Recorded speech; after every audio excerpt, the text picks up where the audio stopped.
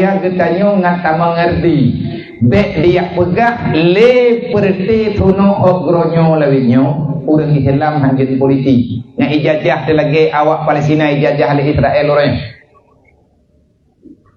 kan sampai ulang-ulang manya urang Islam hana politik droga akan dijuk politik gop menyatanya hana program dro tak akan dijuk program gop menyatanya hana rencana bakdro uro malam payah tak pejak rencana gop menyatanya hana barang dro tente saja katanya payah tak jok barang gop menyatanya hana mampu tak lakukan kedro mesti siap katanya oh wate tanyo diatu habis-habis uro malam ligo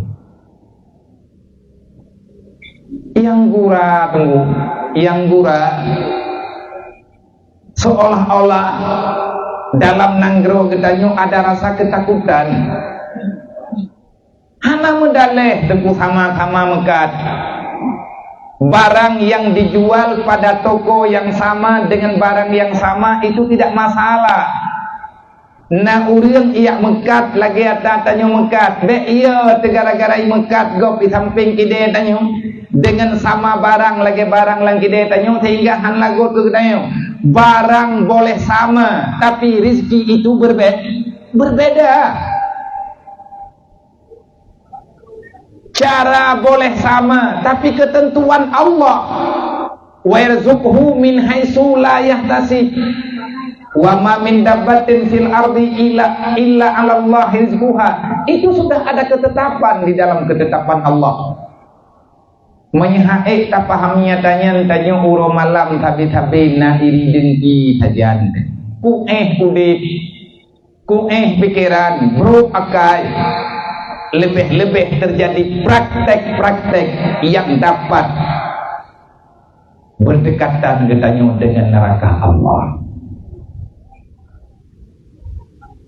Semoga betruh katanya orang yang sayang ke Nabi Muhammad yang niat jauh penggok niat menjanji nyebut suara.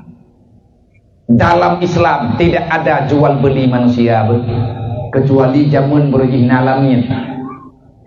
Kalau kita sudah menjual harga diri, berarti kita secara pribadi telah turun kepada martabat yang paling rendah, lebih rendah daripada binatang. Ium kameng tungku 2 juta, 3 juta sabo. Suara tanyo sertuh ribai. Lebih menghai kameng dengan genayong. Tanyo kata publodrot, kata pegadrot kepada bangsa laminya yang gunetai cara mentua. Dan drawan yang nana peng bek ni ya ilanya urang gatian ni ya culok lang neraka. Nabi gesuat urang lang neraka. Drawan negeri jauh malam nebut tamang urang dalam neraka. Siapa yang bertanggung jawab baik di dunia dan di akhirat? Tegit bahalanya hanabi habis. Susah urang rata sago. Hana cerita dalam Islam na jual beli urang. Tapi uronyo tanyo tapu kontrak.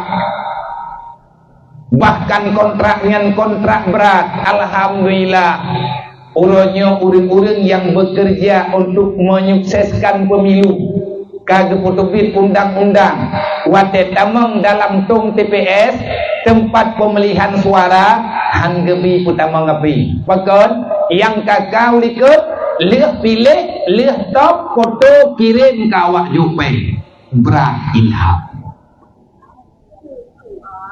nyo kalinya alhamdulillah di atas pengalaman-pengalaman yang ada urang pihak KPPS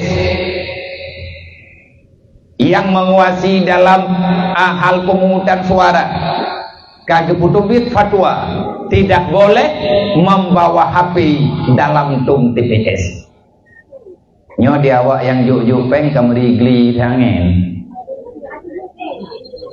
kabak hana bukti